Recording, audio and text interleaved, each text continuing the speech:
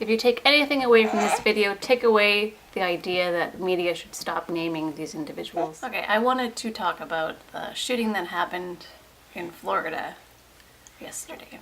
I wasn't paying attention to the news yesterday at all until I was on Reddit later and saw some mentionings of a school shooting. So naturally I go to Google to see what happened, see if I could find some news articles on it, and I was just really sad to see that the images used for the news coverage was of the shooter, giving him exactly what he probably wanted: notoriety. First off, I really hope that the death penalty comes into play here. I know that there are 348 offenders awaiting the death penalty in Florida right now. Ultimately, what would be the best punishment would be to have this man put in a room with all of the parents, guardians, and loved ones of those that have died. Let them beat him within an inch of his life, and then do it all over again the next day. Because he deserves nothing less than that, and nothing more. That's what that monster deserves. The death penalty is just going to be too easy for him. The reason why I wanted to do this video is because it's just really, it's getting to the point, something's got to give. Something has to change. It's not going to be the gun laws. That's not going to help much. I'll talk more about that later. But what I think we can do right now as a community, YouTube, Canada, the US, everywhere, what we can do right now is stop naming the shooters. Just stop it. You're giving them exactly what they want. They want the notoriety. They want to be famous. In an article published in October of 2017, it was published on livescience.com. It discusses how experts are calling for mass killers' names not to be released. There were 147 experts that signed this letter, and those experts included human behavior experts, psychologists, criminologists, and some other professionals who know a lot more about this than you and I, or the media. Thank you very much.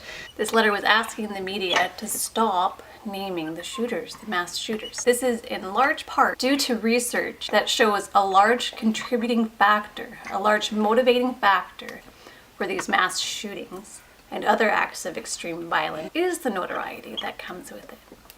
In fact, studies show that narcissism is on the rise, which is not too shocking considering the culture that we live in right now, with selfies galore, hello Instagram, Twitter, all these social medias that basically surround the idea of self-advertisement. And hi, here we are, YouTube, a slightly narcissistic activity that I'm doing right now, recording myself and my thoughts and then sharing them with other people. So with the rise of narcissism and the desire to be famous, those are two huge factors that are coming into play right now with all these mass tragedies that continue to happen and seem to be happening more frequently. Dear media, please stop. Stop naming the gunmen. Stop giving them fame. I don't want to see their picture. I don't want to hear their name. I don't want to hear their story. Aside from thoughts and prayers, perhaps Donald Trump could send out a little message just kindly requesting that the media stop naming these people. On to the next subject. I understand that this seems like a good time to discuss gun laws, but using the death of children as a means to perpetuate your stance on gun laws is in very poor taste. Is it a discussion that's necessary? Absolutely.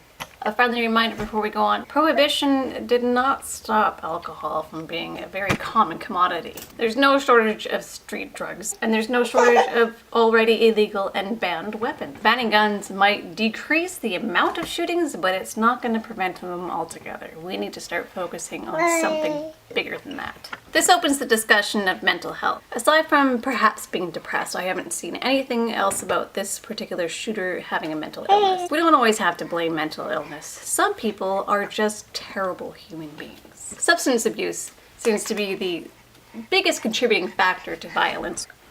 And when appropriately treated, mental illness is not a contributing factor to violence.